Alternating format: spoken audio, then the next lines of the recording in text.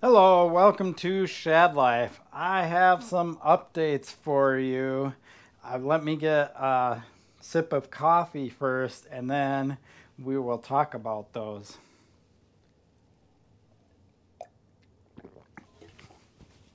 Whoa, what just happened? I was just trying to drink some coffee. What? All right, well, apparently this is a reminder that I'm doing the drawing for this frame at the end of the video. So, yeah. Can I get back to my coffee and my updates now? Yeah, let's do that. Whoa, there we are. Whoa. Whoa, I think I spilled a little. All right. All right. So, updates. Yes, we will do the giveaway at the end of the video. I'm just having a little bit of fun right now. All right. Got a couple of announcements. I will put them in the timeline in the comments section, so you can skip over some of this content if you don't care about it. But let's get to the first one. I woke up yesterday, right? Grabbed my phone. It's kind of the sad state of life these days, right? The first thing I do is grab my phone and start looking at things when I wake up in the morning. I even do that before I get coffee, which is kind of ridiculous. I should make coffee a priority. Actually, letting the dogs out is priority. But anyway, so I'm scrolling and I saw that this product became available, and I was like, no freaking way. I couldn't click buy now fast enough. I got it from Albies. I actually did post about it in the community chat, so some of you already know. But this is a project that Ruben Alcantara, I want to say is how you pronounce his last name. I believe he's from Spain, right? Has been working on for quite a while. It was supposed to be released in like the spring of 2020, but I think the pandemic happened and a lot of other delays, and so it is just now being released. They have a pre-order for it. There's a limited supply, and I snatched one. That's why I was like so quick to get it, right? I don't know how many people are going to buy these things, but I just wanted to make sure I got one. And what it is a full suspension BMX bike by We the People. I put a picture of it right there. Super sweet. I have no idea if this is a good idea or not. It's obviously going to be controversial, like full suspension BMX bike.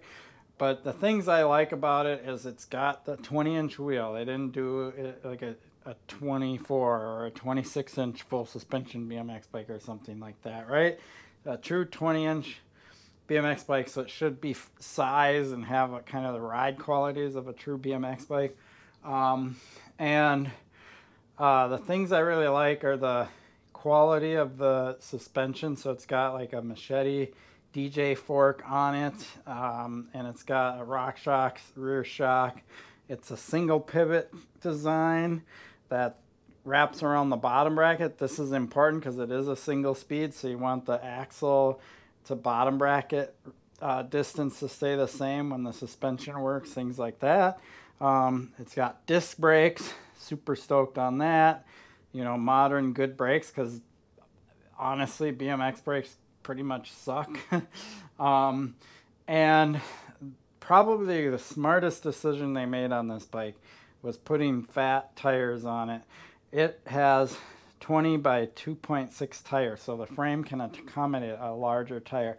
I think that's going to be kind of what makes this bike actually kind of work, because a bigger tire just gives you more ability to like maybe drop your air pressure a little bit more, get better ride compliance, better traction, things like that.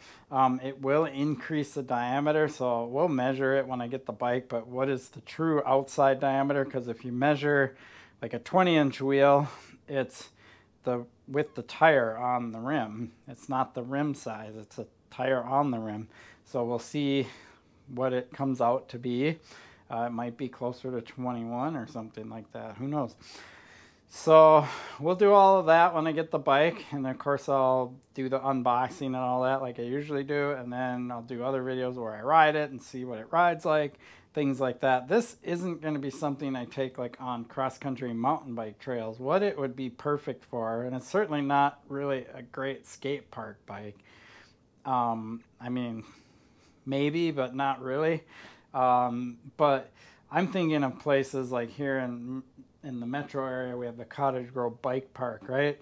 Or maybe even taking it to Monarch, some jump lines, things like that. And it's more of like a dirt jump bike on steroids or something, right?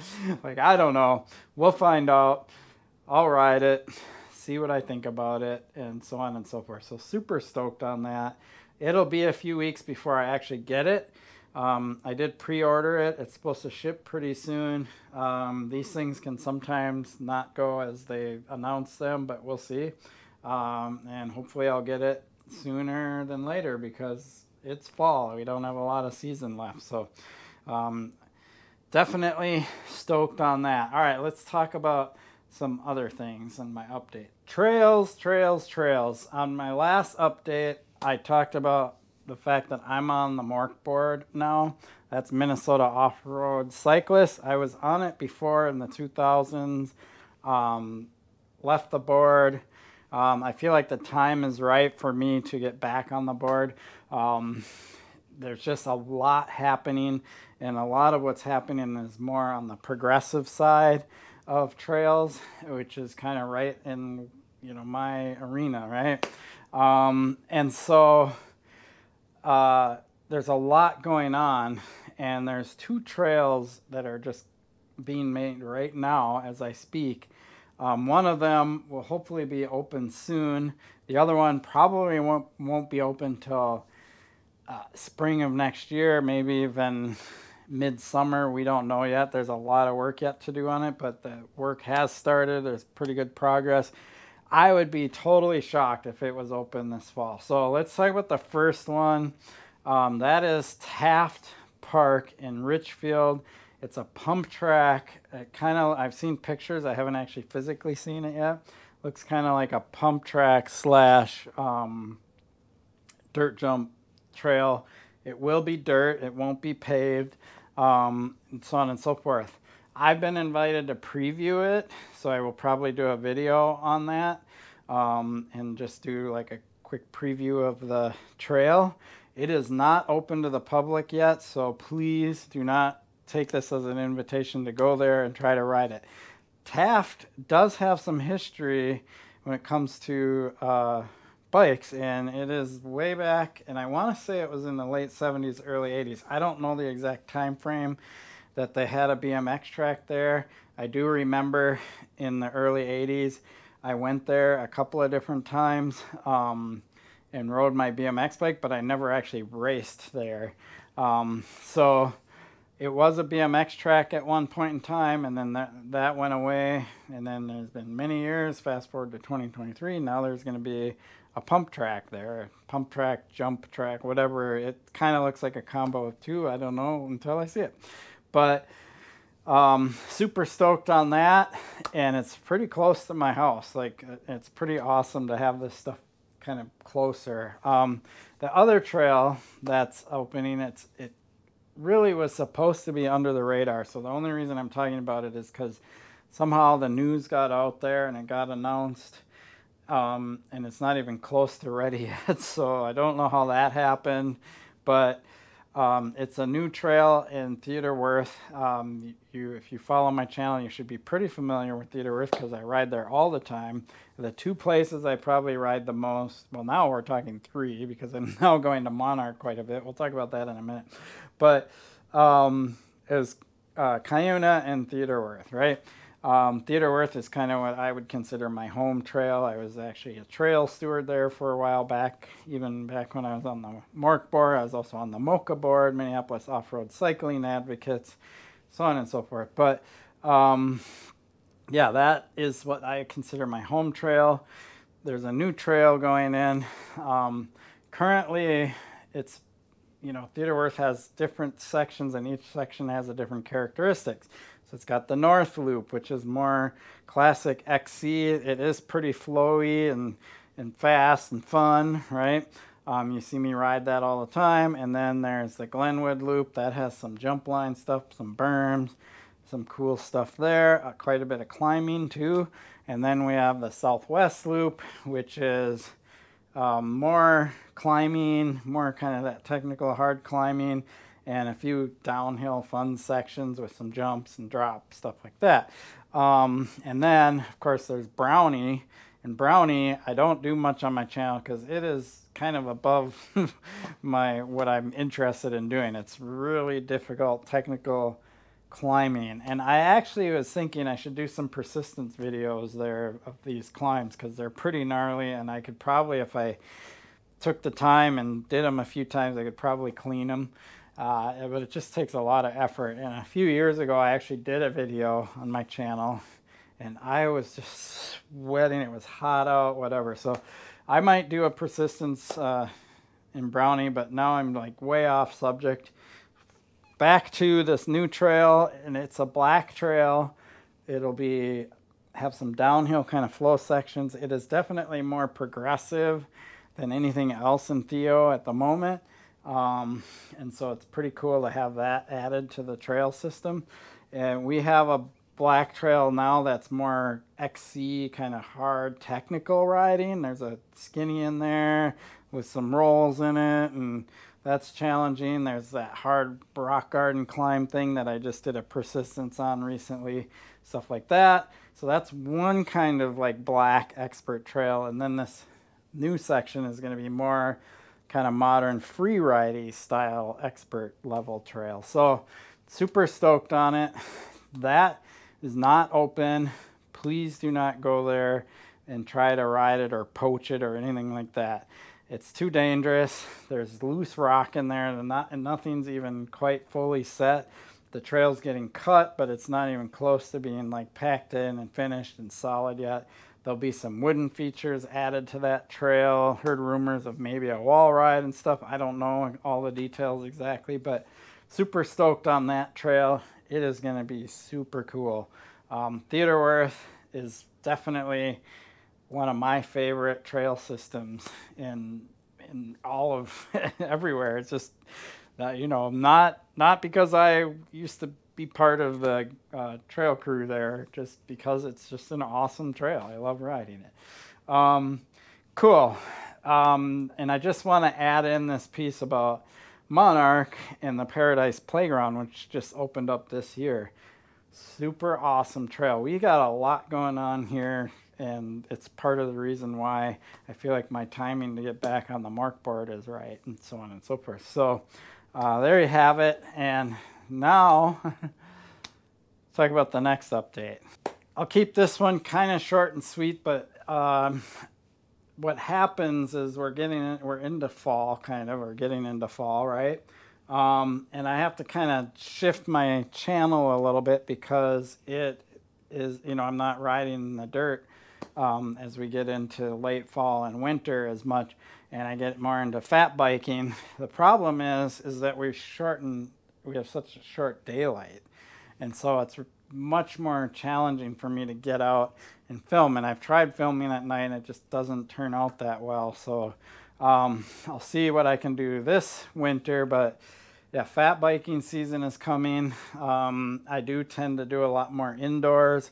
I have my Zwift trainer set up, things like that. So my channel more or less focuses on, you know, I'll do more geometry videos, things like that, bike repair, bike upgrades, those kind of videos, things like that. And let me know if you're interested in any Zwift content, like how Zwift works, the application itself, and my setup. I've done some videos on it before, but they don't get a lot of views and likes, so I just assume people find that content kind of boring. So if you want to see that kind of content, post in the comments, let me know. And so I'm actually wearing this shirt, Skaterapolis. I'll do some indoor skate park riding and stuff when I can and things like that. So yeah, that's what's going to happen in the winter. I do have a few common, you know, annual trips that I generally do. I hope to get to Reyes Indoor Bike Park again. And I hope to I kind of want to go to Bentonville more than just once a year. So I'm thinking I might try to get to Bentonville this fall sometime yet, and maybe in the spring, and do some riding down there just so I can, you know, get some more dirt in while we're all snowed in up here. And yeah, that pretty much covers what's going to happen in the wintertime. And then I got one more update here about my property up north. So let's talk about that. I haven't done an update on my property in a long time. The last time you've probably seen me do an update, I had my airbag up and so on and so forth. I still have the airbag. The reason I haven't used it is because I need a roll-in. And I haven't quite figured out what I'm going to do. Do I buy scaffolding and get a roll-in, something like that? Once I had the airbag up last year, it was really difficult for me to get enough speed to jump it. And I really want to figure that out and get a roll-in, because I will ride it a lot more if I have a roll-in and something where I can get the speed to jump it. Having to pedal as hard as I can and hit it, you know, I can maybe get 4 or 5 runs in before I'm just gassed, right? Like, so, and the ground isn't solid enough for me to have an easier time getting speed. So it's not like the Ride brand airbag where they're usually on pavement or something. On pavement, it's really easy to pedal and get up speed, but on the dirt and soft dirt and then my class 5, it's not that easy. So I definitely want a roll-in, build something like that. That is in my plans for my property. Just haven't had an opportunity to do it. If anybody has any ideas, or if anybody local wants to help me do it, let me know, because I would love to do that, and then I can have my airbag up and things like that more often.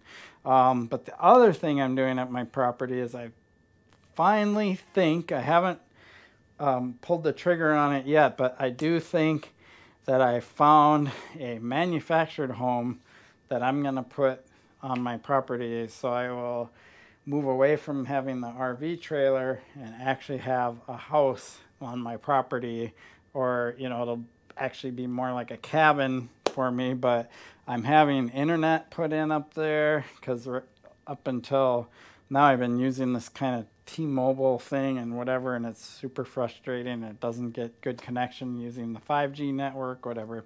So I'm going to actually get true fiber optic internet up there. There's all these cool things happening. So if I do this manufactured home, it probably won't be until like June or July of next year before it gets all put in and everything, because it's just too late in the season to kind of get that started and finished before winter. So that is my plan. Here's a little walkthrough of the display model. I can pick options for this thing. I'm going to do actual drywall and not these walls that have the seams and stuff, and just have it be more like a true home rather than kind of this, you know, almost like mobile home style, right? Convert it to all electric. I don't want to deal with propane or any gas or anything like that. I'll just have everything be electric. I have all these options that I can choose and colors and things, but this is a walkthrough of the general layout, and I just randomly did it with my phone while I was there, so I wasn't really planning on putting it on my channel. But here it is. Here's the walkthrough.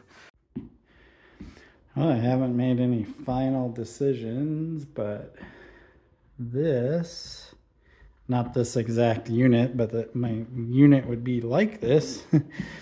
Changing out some of the options. Bedroom, closet, utilities, washer dryer would go there. A little, is this oh yeah, that's the water heater. And I'm going to convert everything to electric, which they can do when they set up my unit. Bathroom, main bedroom, closet, just a 2-bedroom, 1 bath, super simple for my property. And this is like the living room, but I would probably have this be like bikes and workshop, actually, believe it or not, at least until I build a garage. And then this kitchen is pretty insane. Cool. maybe what my place in Cuyuna looks like if I decide to do it. So there you have it. That's a potential house that I might get. I just get to order it and pick the options that I want, and it shows up. And there's a lot of prep work going into that. But I will show that process if and when that process happens, which will probably be next year sometime midsummer. Let's get on to the exciting part. I'm going to go upstairs, go to my computer, and let's go ahead and do this drawing to give away this frame. That's what everybody's here for, right? Let's go do it. Okay, here we are. It is September 22nd. So for those of you that entered to win the Poseidon Norton frame, the 21st was the deadline. And so I have everybody entered in this randomizer that answered the 4 questions. So let's go through those 4 questions. First, the first mountain bike, you know, and I kind of made it clear that it wasn't from this big brand, because if you really go out there and ask, a lot of people think the first real mountain bike was a Specialized stump jumper.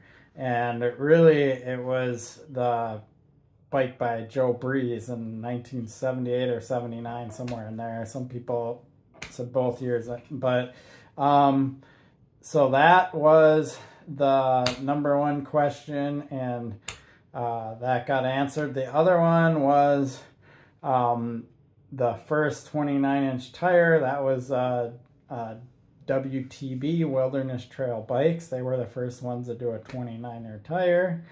And then the next question, yes, I had to go look quickly to remember. So first, backflip, and this is a true backflip. Off of a ramp transition, doing a backflip and landing, was Jose Yanez, BMX rider. I do believe he's the one that did the stunts in the movie Rad. I'm not sure.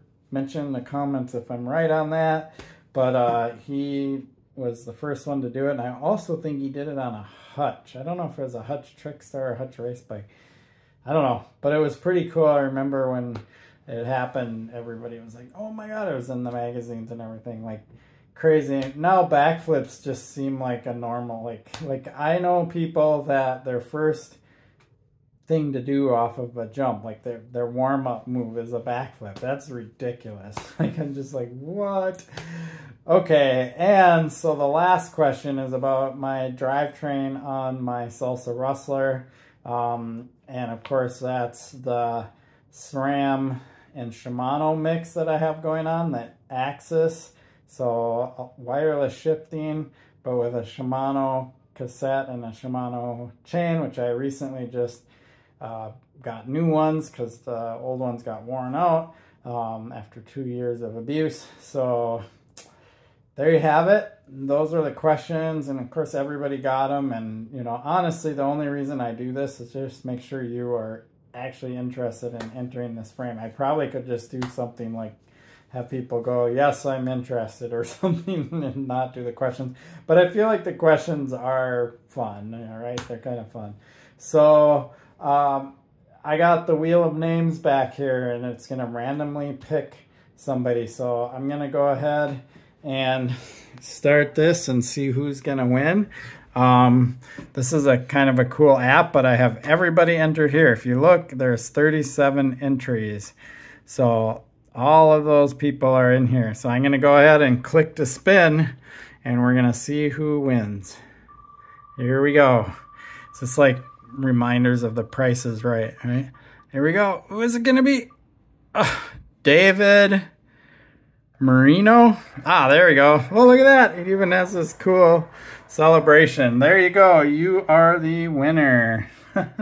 Awesome. So you have just won yourself a size medium Poseidon Norton frame. So what you got to do now is go to shadlifeyt@gmail.com. shadlifeyt@gmail.com. I will not put it in text because that's how all of the spammers and everything get it.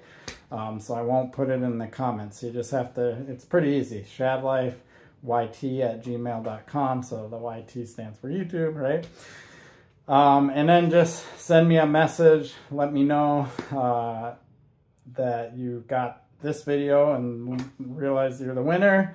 And then we'll just exchange information and get your address and so on and so forth so I can get it off to you. Sweet. Congratulations. You're really going to like this frame, especially if you are a more aggressive rider and such.